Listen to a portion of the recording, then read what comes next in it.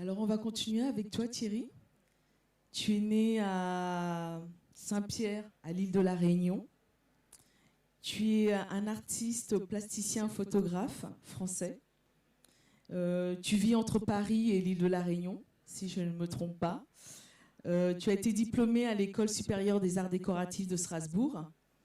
Et tu as été aussi pensionnaire de la Villa de Médicis à Rome. Donc voilà. Dans ton travail photographique se distingue en fait d'une certaine manière, c'est-à-dire dans une singulière pratique de la photographie. Tes images sont poétiques, naissent de mise en scène et de situations que tu as préalablement pensées et organisées. Et la mise en scène et la composition de ton travail est quelque chose de très très présent et très important. L'efficacité de tes photographies repose sur une composition peu détaillée, permettant de rencontrer ou de faire des rencontres improbables avec des associations antagoniques, rendues possibles par ton travail, à partir des situations que tu crées, avec des personnages modèles, des scènes préparées, des sculptures éphémères et des objets spécialement fabriqués et organisés en précision dans un contexte bien choisi. Votre dernière publication est une monographie qui s'appelle Thierry Fontet. Et du coup, on va démarrer la discussion autour de cette monographie où il y a beaucoup de textes très présents, très importants dans cette publication. Et du coup, donc, comment tu as en fait... ça arrive, ça y est. Donc du coup, comment tu as travaillé pour faire cette publication? Alors bonjour, il s'agit de la 5e monographie sur mon travail. Et pour celle-ci, je souhaitais vraiment qu'il y ait beaucoup de textes. La raison est la suivante, je vais être rapide, mais bon, je ne peux pas être plus franc. J'en avais un petit peu assez d'entendre qu'on ne comprenait pas mon travail, alors que je le trouve extrêmement simple à comprendre. Du coup, j'ai décidé de demander à des gens de confiance, à des gens avec qui j'avais vraiment envie d'avoir cet échange, d'écrire sur le travail. Et la raison pour laquelle il n'y a pas de titre, il se trouve que toutes les autres monographies ont un titre. Et pour celle-là, il y a 4 textes. Il y a 4 textes qui ont des titres. Donc, assez rapidement, avec l'éditeur, on a décidé qu'il n'y aurait pas un titre de plus. Alors, par quoi je commence Déjà, si tu peux nous dire les auteurs. Alors, les auteurs... Que tu as convoqués dans cette publication. C'est pas exactement comme ça, je pensais commencer, mais c'est bien, on peut le faire comme ça. Alors, moi, j'aime travailler avec des gens que je connais et en qui j'ai confiance. Et j'aime travailler aussi avec des gens que j'ai eu l'occasion de lire et du coup avec qui j'ai aussi envie d'avoir cet échange parce que je me sens un peu en phase avec leur façon d'écrire. Et dans le livre, avec Dominique Amansour et Guy Tortosa qui me connaissent bien, qui connaissent bien le travail, qui le suivent depuis longtemps, évidemment il était exclu qu'ils n'écrivent pas dans le livre. Donc même en les forçant, j'ai réussi à les faire accepter. Bon, enfin, je ne les ai pas forcés du tout, ils ont accepté. Mais si tu veux, on va revenir sur le travail photographique et puis après on reviendrait... On va revenir, comme tu veux. Si ça ne te dérange pas. Non, ça va. Et on reviendra après plus en profondeur dans la sélection des textes, parce que ce que je trouve aussi intéressant, le fait qu'il n'y ait pas réellement de titre à cette monographie, c'est que c'est en fait c'est chapitré sous forme de sujets thématiques. Et du coup, on va recommencer, on va repartir à partir de ton travail photographique. Et du coup, nous parler un peu comment tu crées, comment tu travailles. Alors, je vais quand même rester dans le contexte du livre. Pour moi, chaque création crée justement chaque création est un acte social. C'est-à-dire que je pense que à chaque fois que je crée une image, elle est faite dans le but d'être montrée, elle est faite dans le but d'être partagée, et du coup, elle est faite dans le but de rencontrer des gens, de rencontrer les autres, et dans ce sens-là, elle est un acte social. À partir du moment où l'image, alors dans mon cas c'est l'image, sollicite le regard des autres, elle crée du dialogue. C'est-à-dire qu'à partir du moment où on regarde les images, on en parle. Et ce qui m'intéresse dans le fait de demander à des commentateurs, je vais dire ça comme ça, c'est pas très joli comme nom, mais bon, d'écrire, je leur demande à ce moment-là de fixer cette parole. Et là, je reviens un petit peu à mon historique, c'est-à-dire que moi, étant jeune, j'ai rencontré l'art à travers les livres. C'est-à-dire que j'habitais très loin et que j'avais pas du tout accès aux musées, aux foires, etc. Et donc, je pouvais voir de l'art dans des livres. Donc, d'où l'importance pour moi que les œuvres soient aussi reproduites dans des livres et évidemment qu'elles soient accompagnées de textes. Et du coup, en fait, si le livre, en fait, quelle est la fonction du livre pour vous? Parce que vous dites que le livre est un geste de partage. Et c'est vrai que j'ai remarqué que, en tout cas, dans la plupart de vos expositions, vous essayez à chaque fois que ces expositions soient accompagnées d'une publication. Alors, je viens de le dire, hein, mais c'est vrai que pour moi, le livre est un moyen de faire circuler le travail. Hein.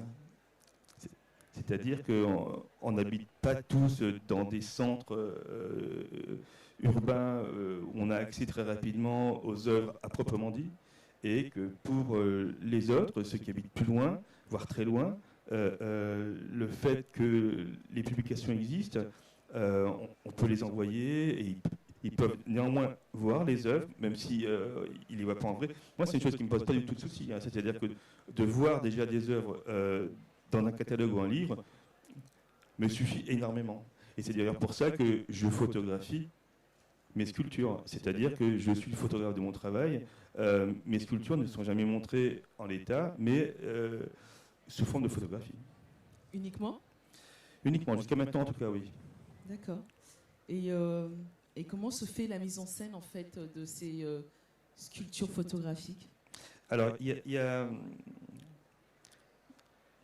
vraiment trois choses qui m'intéressent d'une façon générale, c'est que et qui se retrouvent dans mes images d'une façon assez directe ou moins directe, c'est l'idée du déplacement, l'idée de la rencontre et l'idée de l'échange. Et il se trouve que, et ce sont évidemment non, mais il se trouve que ce sont des rencontres qui sont plutôt improbables. C'est-à-dire que je souhaite se faire rencontrer des choses qui, a priori, n'ont pas à se rencontrer, et j'essaie de les faire vivre ensemble. Alors, évidemment, le fait de fabriquer ou de réaliser des sculptures en 3 dimensions, donc, et de les présenter en 2 dimensions sous forme photographique, là, on a quand même une rencontre qui est presque improbable. C'est-à-dire que on va enlever des choses mais en même temps on en rajoute. C'est-à-dire que moi, je les photographie en général à l'extérieur avec un fond. Donc, effectivement, j'enlève le fait de pouvoir tourner autour de la sculpture, s'il s'agit d'une union de bosse, par exemple, mais en même temps, je propose un fond, un environnement, un contexte géographique.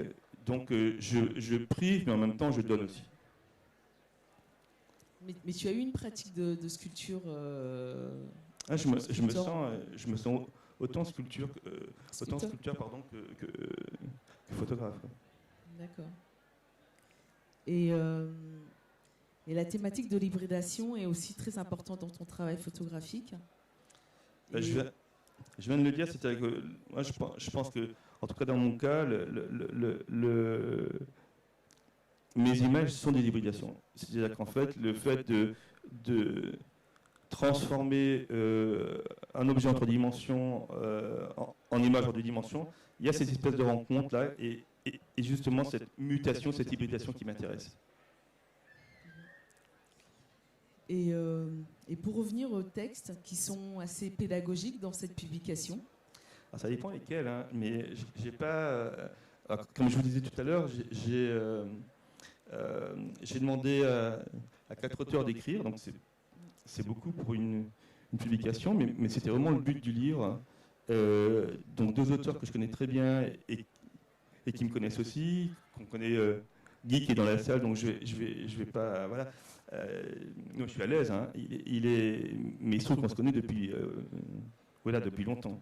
Alors, Guy, Dominique et Joël sont des auteurs qui sont venus à La Réunion. Donc pour moi, c'était très important. Alors Joël, je la connais depuis très peu de temps.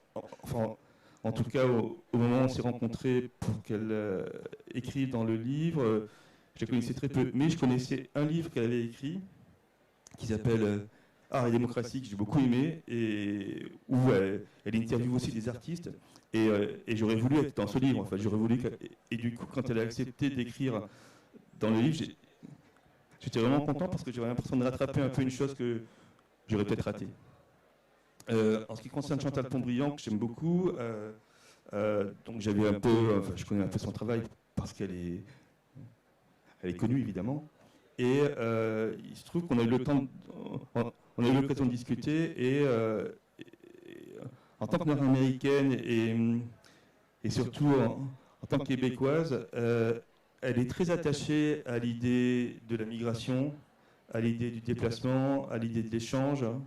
Et on m'expliquait par exemple que chez elle, plus de 20% de la population était née à l'extérieur du pays.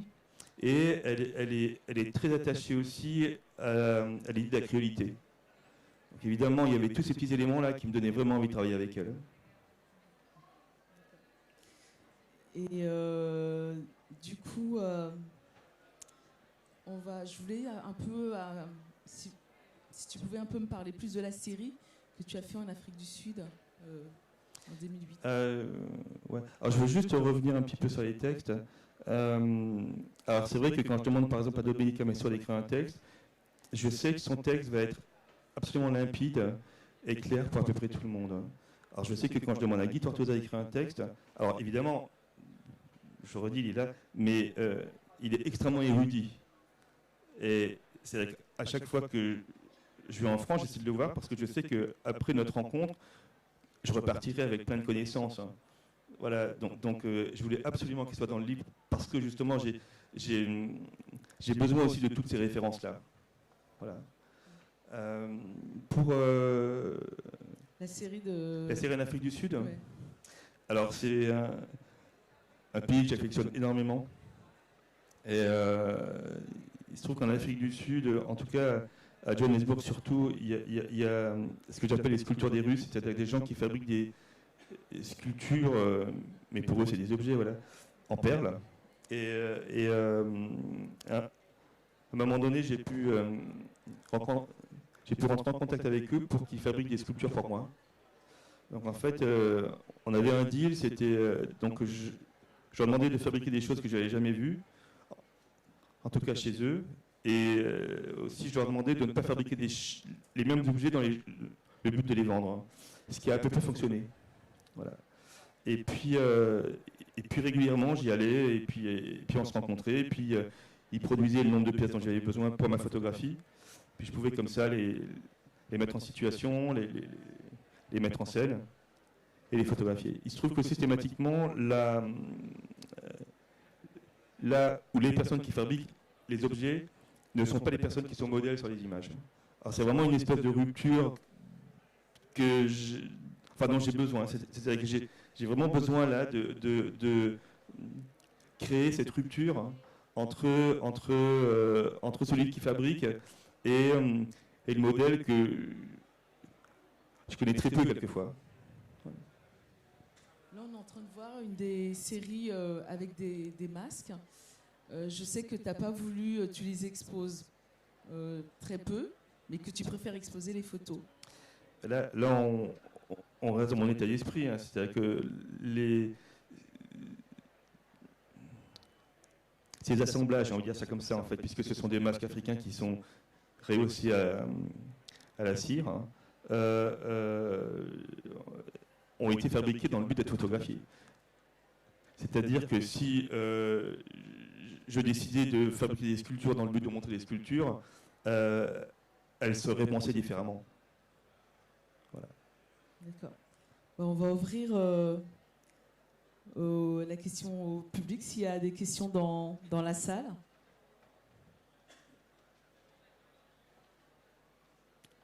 Non. Moi, j'ai encore une question pour toi. Alors, comment faire vivre son travail d'artiste quand on vit dans une île telle que La Réunion? Il faut crier très fort. Il faut crier très très fort. Alors moi, je suis hyper timide en général. J'ai peur des gens. Enfin, j'ai peur des gens que je connais pas, donc c'est vraiment la catastrophe, quoi. Mais je me suis rendu compte très vite on ne pouvait pas se limiter à des chuchotements. C'est-à-dire que quand on est très loin comme ça, il faut vraiment il faut crier fort. Mais c'est pas désagréable. Donc voilà, c'est à peu près tout ce que je peux dire. Après, bon, évidemment, on peut se déplacer, rencontrer des gens, mais même quand on se déplace et qu'on rencontre des gens, il faut hausser le ton. Il faut hausser le ton. Voilà. Merci beaucoup. Merci à vous. Et puis, le livre, pareil, n'hésitez pas. Je ne sais pas s'il y a des exemples. Alors, il est accessible chez l'éditeur qui, malheureusement, n'est pas à la foire cette année et qui est Dilecta. D'accord. Voilà. Et il est accessible à la FNAC. Enfin, ok. Il est bien distribué, oui. Voilà. D'accord. Merci. Je vous remercie beaucoup. Merci beaucoup.